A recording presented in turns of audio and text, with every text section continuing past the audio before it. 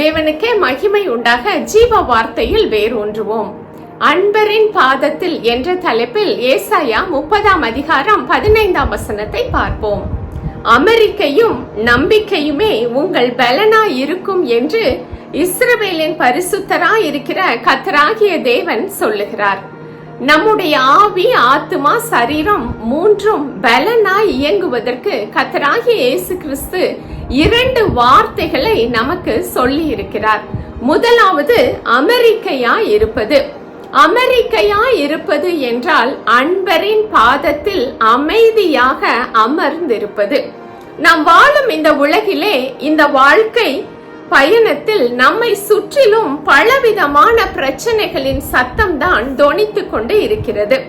கடலின் பெரு காற்று போலவும் அலைகளின் பெரு இரைச்சல் போலவும் தொடர்ந்து ஏதோ ஒரு விதத்தில் நம்முடைய மனதில், நம்முடைய எண்ணங்களில், சிந்தனைகளில், மனிதர்களினால், நம்மளுடைய சூழ்நிலைகளினால், சமுதாயத்தினால் ஏதோ ஒரு சத்தம் தொடர்ந்து வந்து கொண்டு நம்முடைய மன அமைதியை தொந்தரவு செய்வது போலத்தான் அது அமைகிறது. நம்முடைய அமைதியை தொடருவதற்கான சூழல் இல்லாத நிலையில்தான் இந்த உலகம் இயங்கிக் கொண்டு இருக்கிறது. ஆனால் இவற்றின் மத்தியில் நம்மை அழைத்தவர் சர்வ சிருஷ்டிகர் என்றும், நம்முடைய கரத்தை பிடித்திருப்பவர் சர்வ வல்லவர் என்றும், நம்மை காண்பவர் சர்வ வியாபி என்றும், சர்வ ஞானி என்றும், அவருடைய ஆளுகைக்குள்ளாகத்தான் சகலமும் இயங்கிக் கொண்டு இருக்கிறது என்ற உறுதியான எண்ணம் நம்முடைய மனதிலே ஒரு மனதின் முதிர்ச்சியை கொடுக்கும். இந்த மனதின் முதிர்ச்சி வரும்போது மட்டும்தான் நம்மால் அமைதியாக அமர்ந்திருந்து தேவனை மட்டும் நோக்கி பார்க்க முடியும்.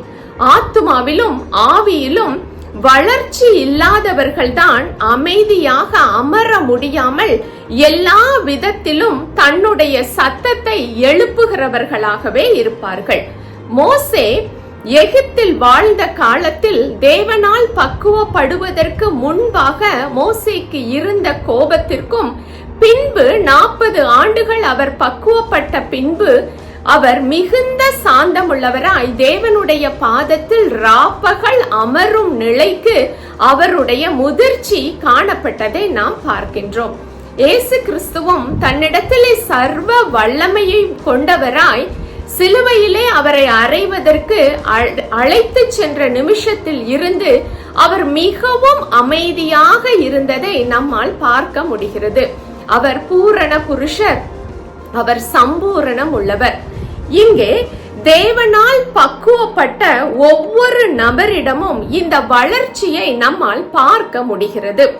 ஆவிக்குரிய வாழ்க்கையின் முதிர்ச்சி தான் நம்மை எந்த சூழ்நிலையானாலும் அமைதியாக தேவனுடைய பாதத்தில் அமர்ந்திருந்து பலனை பெற்றுக்கொள்ள உதவுகிறது. இந்த அனுபவம் தான் நம்மை கழுகை போல மேலே எழும்ப செய்கிறது.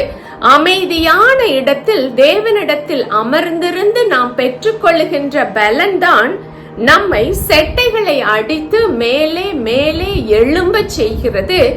நம்முடைய எல்லைகளை தாண்டி மேலே பறப்பதற்கான பலனை அவை கொடுக்கிறதாக இருக்கிறது. நீங்கள் அமர்ந்திருந்து நானே தேவன் என்று அறிந்து கொள்ளுங்கள் என்பதை நம்முடைய வாழ்க்கையின் அனுபவமாக்கிக் கொள்ள கர்த்தர் கிருபை செய்வாராக. இந்த 2வது வார்த்தையான நம்பிக்கையை நாம் அடுத்த வீடியோவில் பார்ப்போம். ஆமேன்.